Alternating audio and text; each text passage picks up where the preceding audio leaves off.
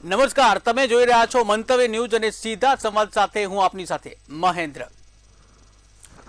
તો ચોમાસાની વિદાયનો સમય આવી ગયો છે અને લગભગ 20 થી 25 દિવસ જ હવે આ વિદાયને આડી રહ્યા છે. ત્યારે રાજ્યમાં 17 જિલ્લા એવા છે કે જ્યાં આજે પણ વરસાદની ઘટ છે અને આ 17 જિલ્લામાંથી 4 જિલ્લા એવા છે કે જ્યાં 50%થી વધુ વરસાદની ઘટ જોવા મળી રહી છે. ત્યારે રાજ્યમાં જે અલનીનો છે તેની અસર જોવા મળી રહી છે અને અગાઉ જે અલનીનો આવ્યો હતો તે હવે ફરીથી રિપીટ થવાની શક્યતા છે. એટલે કે રાજ્યમાં દુષ્કાળના ભણકારા સંભળાઈ રહ્યા છે, કારણ કે અલનીનોની અસર જોવા મળી રહી છે. જે વરસાદ હોવો જોઈએ રાજ્યમાં, એ વરસાદનું પ્રમાણ જોવા નથી મળ્યું. રાજ્યમાં વરસાદમાં અસમાનતા જોવા મળી રહી છે. એક તરફ ભારે વરસાદ હતો ત્યારે બીજી તરફ હજુ પણ વરસાદની ઘટ હતી. માત્ર દક્ષિણ ગુજરાત સિવાય તમામ જગ્યાએ વરસાદની ઘટ નોંધાઈ છે. પાંચેય ઝોન કે જેમાં દક્ષિણ ગુજરાતમાં જ માત્ર સારો વરસાદ થયો છે. 103% વરસાદ દક્ષિણ ઝોનમાં થયો છે. આ સિવાય સૌરાષ્ટ્ર હોય, કચ્છ હોય, મધ્ય ગુજરાત હોય કે પછી ઉત્તર ગુજરાત હોય, આ તમામ જગ્યાએ વરસાદની ઘટ જોવા મળી છે.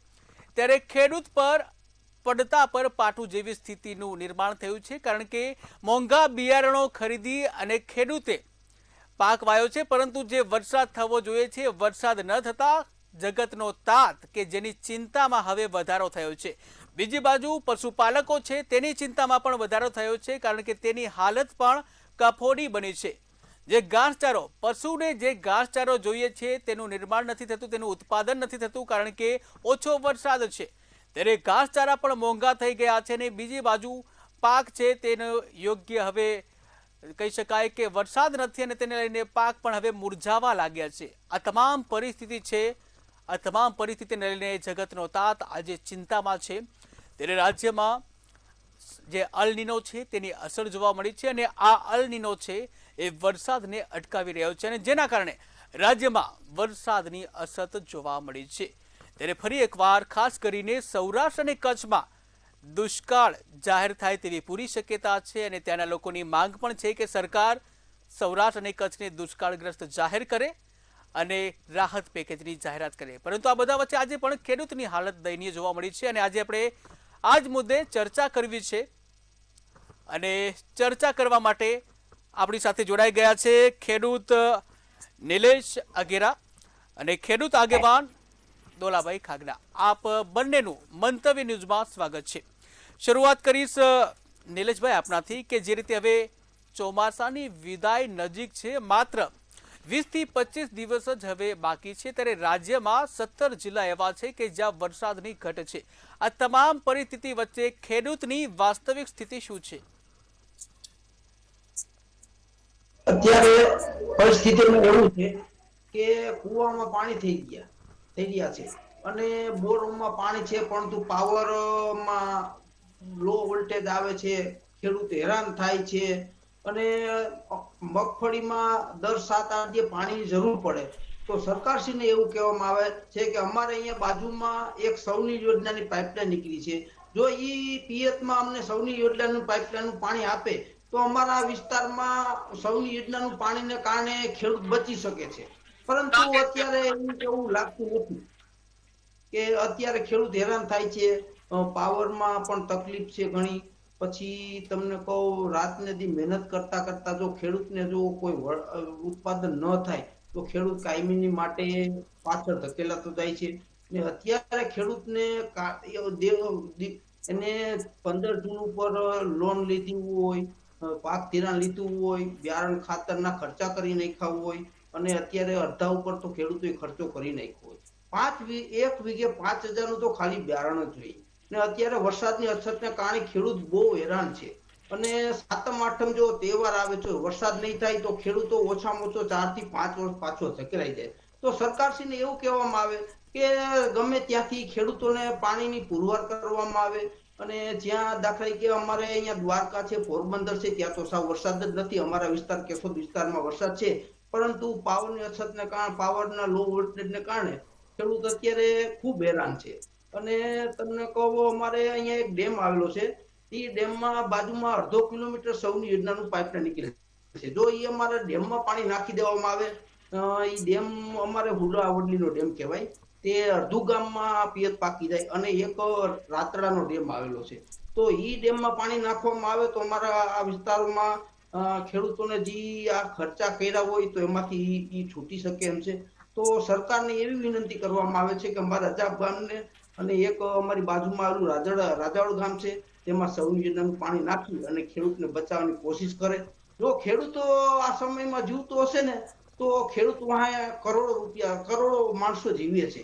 અને અત્યારે બધા ખેડૂત છે, સિટીમાં વસનારા લોકો પણ ખેડૂત છે. એ અહીંયા ખેડૂત હતા પછી ગયા છે.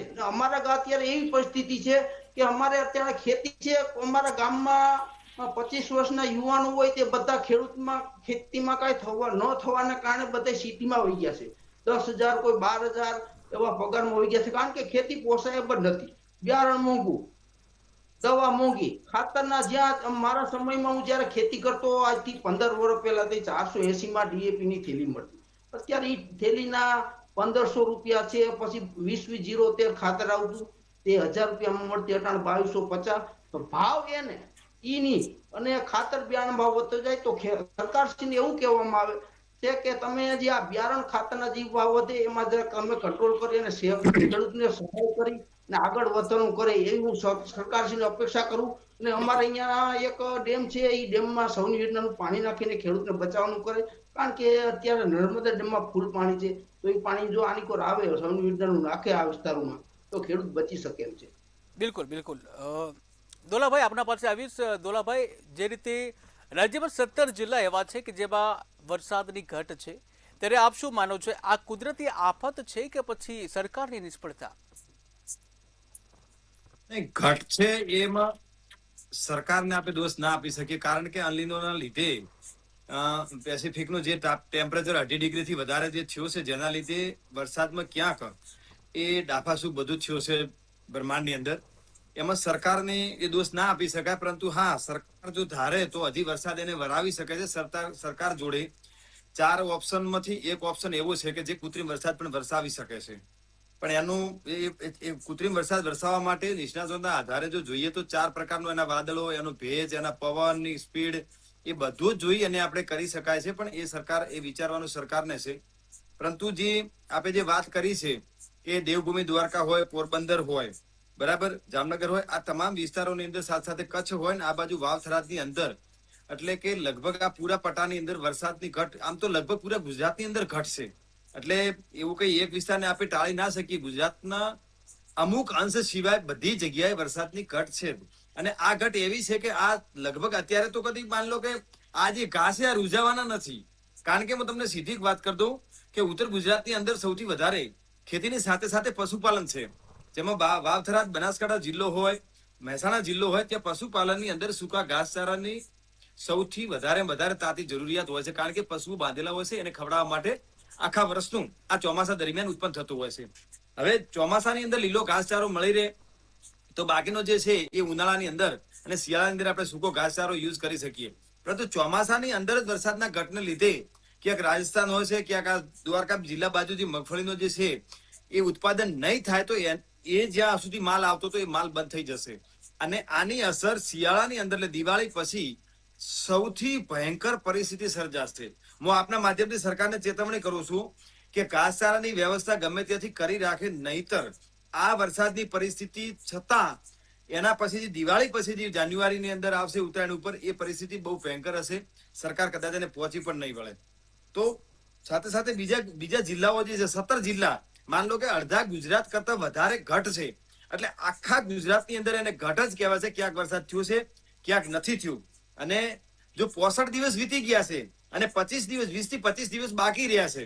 હવે 25 દિવસની અંદર વરસાદ આવવાની કોઈ શક્યતા વર્તાતી નથી.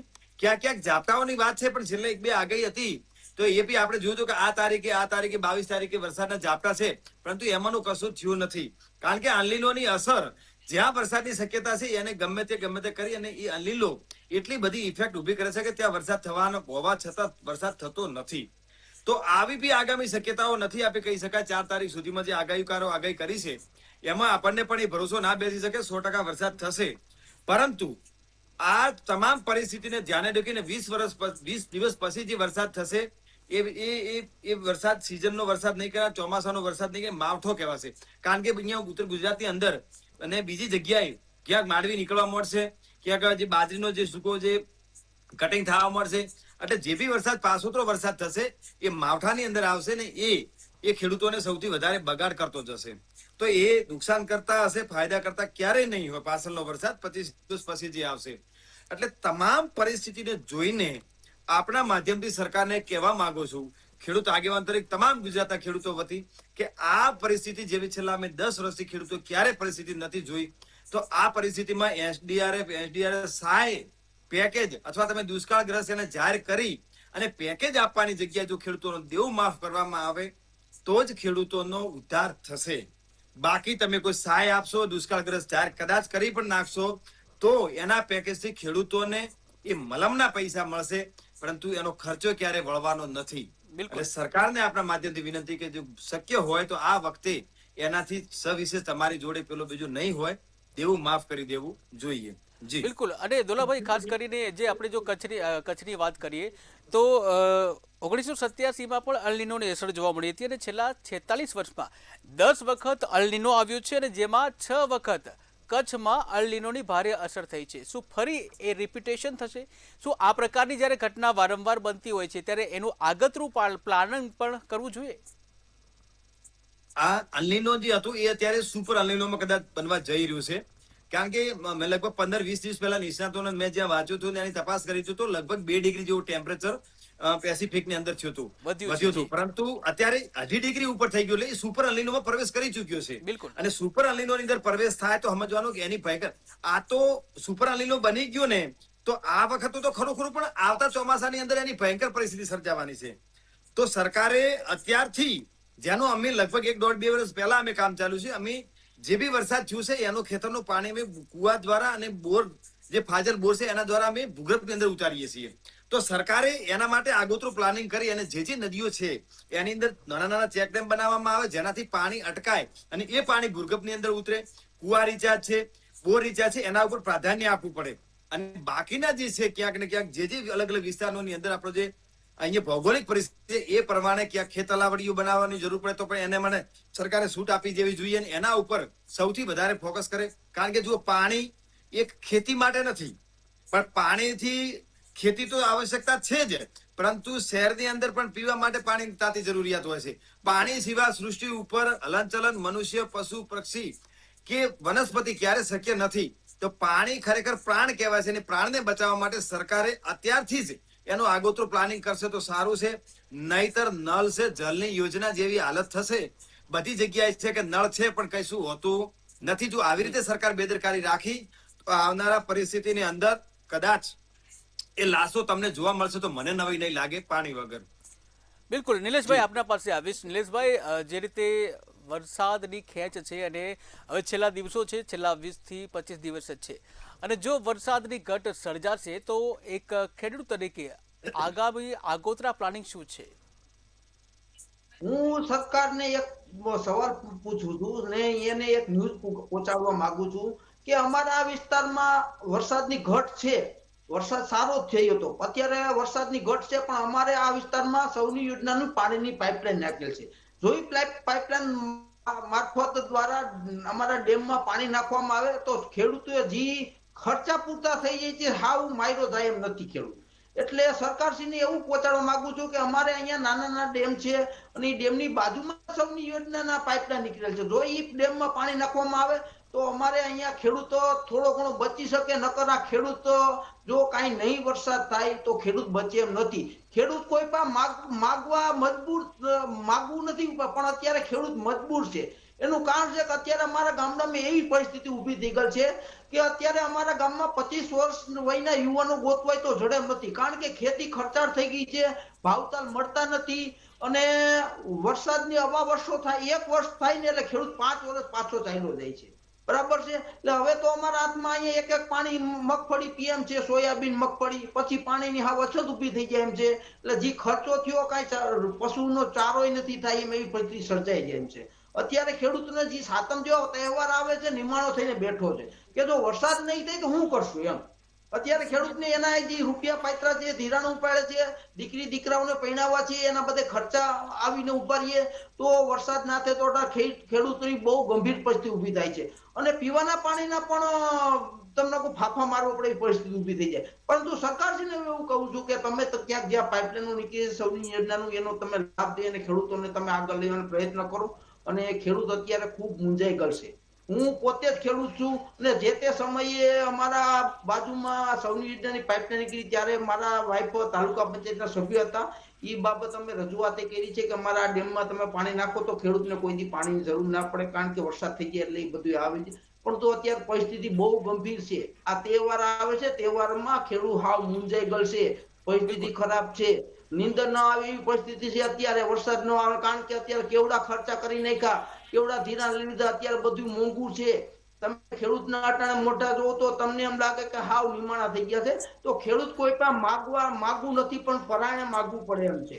એટલે મારું કેવું એમ છે કે સરકારશ્રીને કે તમે ગમે ક્યાંક ધ્યાન દઈ અને ખેડૂતને પાણીની પુરવઠા કરો, નકર ખેડૂતો છે ને બચવાનો નથી અને કોઈ ખેતી કરવા તૈયાર નથી થતું. અત્યારે અમારે બહુ ગંભીર પરિસ્થિતિ છે. જી જી અને નિલેશભાઈ, મારો સ્પષ્ટ સવાલ એ પૂછવો છે કે જે કેનાલ છે, સિંચાઈ વ્યવસ્થા છે, તો શું આ યોજના છે તે તમારા સુધી પહોંચી છે કે ફક્ત આકાશી વરસાદ ઉપર તમારે આધાર રાખવો પડે છે? અમારે આકાશની વરસાદ ઉપર તો વરસાદ થઈ જાય 10-15 ઇંચ તો બચી થાય. પણ અત્યારે પરિસ્થિતિ એવી છે કે અમારે અહીંયા એક સૌની યોજનાની મહાકાય પાઇપલાઇન નીકળે છે અમારા ડેમની બાજુમાં, 1.5 કિલોમીટર દૂર. જો અત્યારે ઈ પાઇપલાઇન અમને અહીંયા નાખી દે ને તો બચી જાય એમ છે. અત્યારે કુવામાં કે બોરમાં પાણી થઈ રહેવા માંડ્યા છે. અત્યારે પાણી છે નહીં.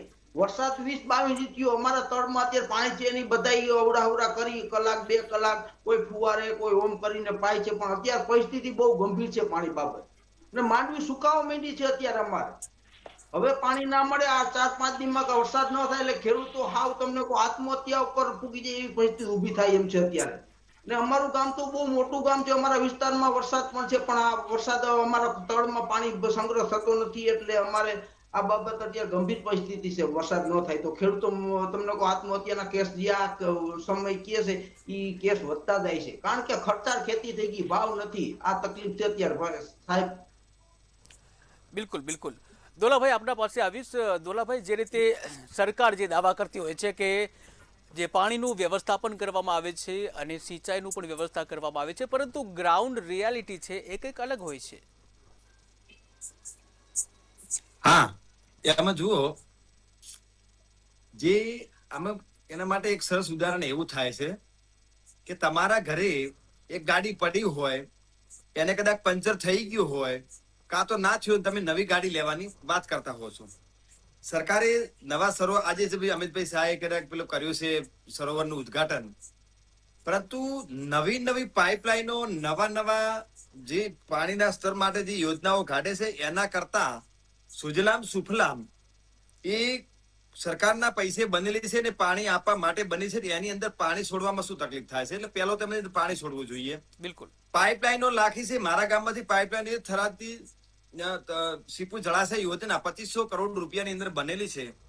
એની અંદર સરકાર પાણી છોડતી નથી. તો આવી રીતે જ્યાં જ્યાં યોજનાઓ લાગુ પડી છે એને તો કમસે કમ ચાલુ કરી દો કે આ તો પોસ્તું થાય છે. એના માટે પણ આંદોલનો કરવો પડે છે. એટલે આવતું જોઈ અને ધાવતાને છોડી દેવું, આવી પરિસ્થિતિ અહીંયા સર્જાઈ રહી છે. અરે એ તો ક્યારે પાકે? જે ભોજન પડ્યું છે, જે ફીકું મીઠું ખાઈને આપણું પેટ ભરવાનું હોય, ભૂખ લાગી હોય ત્યારે નવું બનાવવાની ક્યાં સરકારને જરૂર આવે છે? એટલે આવું જયારે થાય છે ત્યારે માત્ર ને માત્ર ગુજરાતની તિજોરી ઉપર જ ભારણ કઈ રીતે નાખવું એના માટે આ લોકો વિચારે છે. તો જે આપણું પ્લાનિંગ કરેલું છે, જે સિસ્ટમ ચાલુ છે, એના ઉપર જો કામ કરવામાં આવે તો એનું રિઝલ્ટ તાત્કાલિક મળે છે. જરૂર પડશે તો બાકીનું આપણે કરીશું.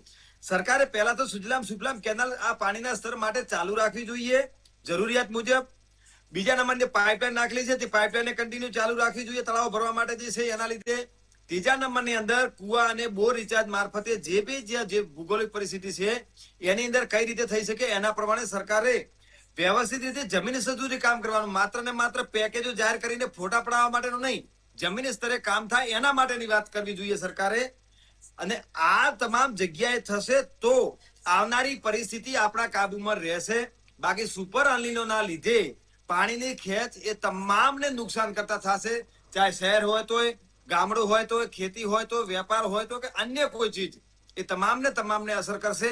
એટલે સરકારે આ વસ્તુને ધ્યાને રાખી, તમને ખબર હોય તો દિલ્હીની એક સંસ્થાએ હમણાં એક 15 દિવસ પહેલા આપણી ચેનલમાં ડિબેટ કરી હતી મંતવ્ય ન્યૂઝમાં બિલકુલ. કે દિયોદર, લાખણી, ડીસા અને ધાનેરા વિસ્તારને એનું પાણી એ પીવા લાયક નથી એવો રિપોર્ટ રજૂ કર્યો હતો. બિલકુલ. પરંતુ એનું સરકારે શું કર્યું? કશું જ નહીં. અને આ પાણી પીવાથી જે ક્ષારવાળું પાણી છે, જેનાથી કિડની, લીવર અને પથરીના પ્રશ્નો, જેનાથી દાંત પણ પેલો થાય છે, એવો રિપોર્ટ આવ્યો સામે. ગુજરાતની અંદર આ 4 તાલુકાઓની અંદર સૌથી ભયંકર પરિસ્થિતિ છે. તેમ છતાં સરકાર જો આવી જ રીતે કામ કરશે તો રિઝલ્ટ નહીં મળે. એમાં ખેડૂત પણ ફાયદો નહીં થાય, નહીં કોઈ બીજા થશે. સરકારે ખરેખર નીતિથી ખેડૂતોને સાથે રાખીને એમની યોગ્યતા મુજબ જો જાહેરાત કરી અને એની અંદર જો કામ કરશે તો આવનારો સમય એ લગભગ પરિસ્થિતિને પહોંચી વળવામાં આપણને ઘણો સારો મદદરૂપ થશે. બિલકુલ નિલેશભાઈ, જે રીતનું જે સુપર અલનીનોમાં હવે કન્વર્ટ થવાની શક્યતા પૂરેપૂરી છે. 1987માં પણ જે અલનીનો આવ્યું હતું ને ત્યારબાદ કચ્છમાં તો 6 વાર આવી ગયું છે 46 વર્ષમાં. ત્યારે ખાસ કરીને જો આવી પરિસ્થિતિ નિર્માણ થશે અને હજુ પણ ખરાબ દિવસ આવી શકે એવા છે, ત્યારે સરકારને લઈને એક ખેડૂત તરીકે આપની શું માંગ છે? અમે તો ખેડૂત તરીકે એની એવી માંગ છે કે જો કાં ખેડૂતને બચાવવું હોય તો એને પાણીની પુરવઠ કરે, બરાબર, ખેડૂતને પિયત બાબત. બાકી ખેડૂત બચે એમ નથી તો ફાઇનલ જ છે. કારણ કે ખેડૂતે એના જે ખર્ચા કરવાના બધે કરી નાખ્યા છે. સરકારને એવું કે હું પહોંચાડવા માંગુ છું કે તમે જો પહોંચી વળો, એ પહોંચી વળે એમ જ છે, પરંતુ એને નીતિ નબળી છે ખેડૂતને બચાવવાની. બાકી તમને કોઈ આ રીતિ ના હોય. અમે તો એને વારંવાર રજૂઆત કરી. અમે મનસુખભાઈ માંડવિયાને વાત કરી, અમારા વિસ્તારના ધારાસભ્ય દેવાભાઈ માલમને વાત કરેલી છે, અમે મુખ્યમંત્રીને વાત કરેલી છે કે અમારે અહીંયા પાણી નીકળે છે તો તમે અમે પાણી આપો, પરંતુ એને કોઈ જાતનો કઈ ફેર નથી પડતો. ખેડૂત બચે કે ના બચે એને તો એની સત્તા જાળવી રાખવી છે. ખેડૂતને બચાવવો જરૂરી છે. અત્યારે ગંભીર પરિસ્થિતિ ઊભી થાય તો સુપર અર્લીનો લાગી જાય તો આ 1 વર્ષની આ 3 વર્ષ સુધી અર્લીનો એનું કામ કરે તો અત્યારે અર્લીનો છે. અમારા પોરબંદર વિસ્તારમાં હું એક કાલની ને પમદી દ્વારકા ગયો તો ત્યાં તો તમને કહું મગફળી સાવ સુકાઈ ગઈ છે. વિસ્તારમાં વરસાદ જ નથી. જો અત્યારે જો સરકાર ખેડૂત પડખે ના ઉભે તો તમને કહું કોણ ઉભે? ને આમાં અત્યારે તો જો ખેડૂત માંથી ધ્યાન નહીં દે તો ખેડૂતો તમને કહું સત્તા પરિવર્તન કરવામાં તૈયારી કરે છે. અત્યારે જો ખેડૂતમાં એને ધ્યાન દેવું જ જો સરકારને નહીં દે તો સત્તા પરિવર્તન 100% થશે. અમારા વિસ્તારોમાં આની લોકો ખેડૂતો આ સરકારથી ખૂબ નારાજ છે. કારણ કે દાખલા કે કોઈ પણ વસ્તુની એની જરૂરિયાત પડે તો સરકાર ટાણે પહોંચી વળતી નથી. એને ખેડૂતને કેમ નથી ગમતું એ કઈ ખબર નથી પડતી. અને અત્યારે સુપર અર્લીનો એટલે હું વસ્તુ તમને ખબર છે કે આ વરસાદ જ નથી. અત્યારે બપોર વચારે સમયમાં ગરમી પડે છે અને તમને કહું આ ગરમી એટલે મોલ્સ અત્યારે મગફળી કે સોયાબીન કે કપાસ કે આ ગરમી સહન ના કરે એવી પરિસ્થિતિ ઊભી થઈ છે. અત્યારે પાણી કઈ છે નહીં. એટલે સરકારશ્રીને એવું કહેવામાં આવે છે કે ખેડૂતને તમારે બચાવવું હોય કાં એને તમે સહાય કરો કોઈ પણ રીતની, અથવા પાણી પહોંચાડો, અથવા દેવું માફ કરો તો જ ખેડૂત તો ઉભો થાય. નકર ખેડૂત 5 વર્ષ પાછો ધકેલાઈ જાય એવું સરકારશ્રીને. બિલકુલ. છેલ્લી પ્રતિક્રિયા દોલાભાઈ આપનાથી કે જ્યાં જે પરિસ્થિતિ છે ગંભીર બની રહી છે, ખેડૂતની હાલત પણ ગંભીર બની રહી છે, ત્યારે ખેડૂત આગેવાન તરીકે સરકાર પાસે શું સંદેશો પહોંચાડશો? આ વર્ષે વરસાદની ઘટના લીધે જે પાક નથી થયો, જેની અસર તેલીબિયા, મગફળી હોય, સોયાબીન હોય, કપાસ હોય, બાજરી હોય, એની અંદર સૌથી વધારે થયું છે. બીજું સાથે સાથે મેલો અને ઈયળનો ઉપદ્રવ એટલો આ મહિનામાં વધ્યો છે જેનાથી જે પાક બચાવ્યું પાણી આપીને ક્યાંક એ પણ સંપૂર્ણ ખતમ થઈ ગયો છે. સરકારને અમારી એક જ વિનંતી છે કે સુભાષ ચંદ્રાના 22,006 કરોડ રૂપિયામાંથી ખાલી 6.5 કરોડ રૂપિયા આપી અને 99.97% જો રાહત આપવામાં આવી હોય અને હેર કટિંગ નામ આપી દેવું માફ કરવામાં આવ્યું હોય, એ જ નિયમ અનુસાર અમારા 3 લાખ રૂપિયા પાક ધિરાણ છે એના 60 રૂપિયા લઈ અને ખેડૂતોનો દેવું સંપૂર્ણ માફ કરે એટલી શોર્ટમાં આપના માધ્યમથી સરકારને વિનંતી છે. જી બિલકુલ. સમયનો અભાવ છે. નિલેશભાઈ, દોલાભાઈ અમારી સાથે જોડાયા, આપ બંનેનો આભાર. તો દર્શક મિત્રો, રાજ્યમાં દુષ્કાળ જેવી સ્થિતિનું નિર્માણ થઈ શકે છે જ્યાં જે અલનીનો છે તેની અસર જોવા મળી રહી છે. જે 17 જિલ્લાઓ એવા છે કે જ્યાં વરસાદની ઘટ છે, એમાં 4 જિલ્લા એવા છે કે જ્યાં 50%થી ઓછા વરસાદની ઘટ જોવા મળી રહી છે. અને તમામ પરિસ્થિતિ વચ્ચે ખેડૂત છે, ખેડૂતની હાલત દયનીય બની છે. ત્યારે તમામ જે ખેડૂતોની એક જ માંગ છે કે હવે સરકાર આ પરિસ્થિતિમાંથી ઉગારે અને રાહત પેકેજ જલ્દીથી જલ્દી જાહેર કરે અને તેઓની સમસ્યાનું સમાધાન કરે. સિદ્ધાર્થ સમાજમાં આજે બસ આટલું જ. નવા ટોપિક સાથે ફરી મળીશું. મને રજા આપશો. નમસ્કાર.